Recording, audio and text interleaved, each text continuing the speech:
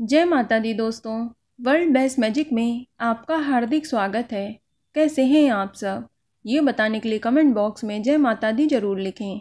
दोस्तों, 4 दिनों तक चलने वाला छठ पर्व सबसे कठिन व्रतों में से एक है। छठ के इस व्रत में भगवान सूर्य और छठी माई की पूजा की जाती है।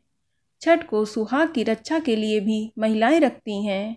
इस व्रत में महिलाएं पूजा के समय नाक से लेकर मांग तक लंबा सा सिंदूर लगाती हैं। आपको बता दें कि कार्तिक मास के शुक्ल पक्ष की षष्ठी तिथि को छठ पूजा का पर्व मनाया जाता है। छठ पूजा की शुरुआत 2 दिन पूर्व चतुर्थी तिथि को नहाय खाए के साथ होती है। फिर पंचमी को लोहंडा या खरना होता है। उसके बाद षष्ठी तिथि को छठ पूजा होती है, जिसमें ढलते सूर्य को अर्घ्य दिया जाता है। इसके बाद अगले दिन सप्तमी को सूर्योदय के समय उगते हुए सूर्य को अर्घ्य देते हैं और फिर व्रत का पारण किया जाता है। माना जाता है कि छठ मैया जल्दी क्रोधित हो जाती हैं, इसलिए छठ पूजा में कुछ बातों का खास ध्यान रखना चाहिए।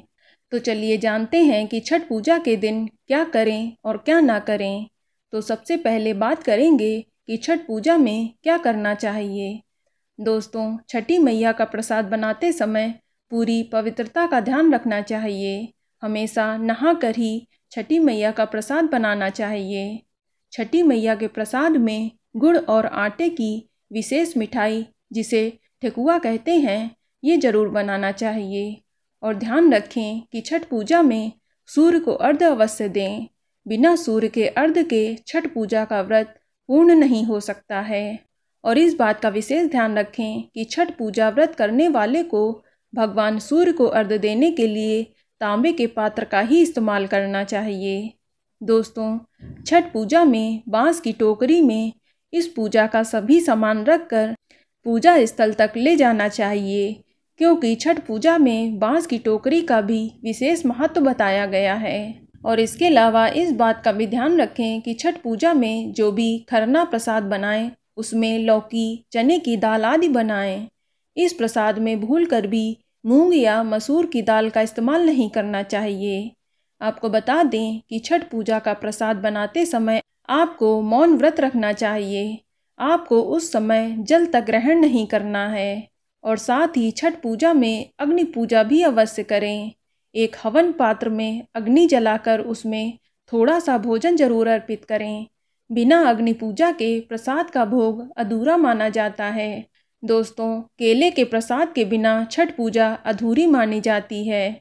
छठ पूजा में केले का पूरा गुच्छा छठी मैया को भेंट किया जाता है। इसके अलावा गन्ने का भी घर पूजा स्थल पर बनाया जाता है। आपको बता दें कि छठ पूजा के समय कोरे वस्त्र का ही प्रयोग किया जाना चाहिए। यदि आप ऐसा नहीं कर सकते हैं तो आपको उन्हीं वस्त्रों का प्रयोग करना चाहिए जिसे आपने अच्छी तरह से धोया हुआ हो या जो बिल्कुल साफ हो। चलिए अब बात करते हैं कि छठ पूजा में क्या गलती नहीं करनी चाहिए। तो आपको बता दें कि सूर्य देव को अर्घ्य पर चढ़ाए जाने वाले प्रसाद को तैयार करने वाले को तब तक कुछ भी नहीं खाना चाहिए जब तक कि प्रसाद तैयार ना हो जाए।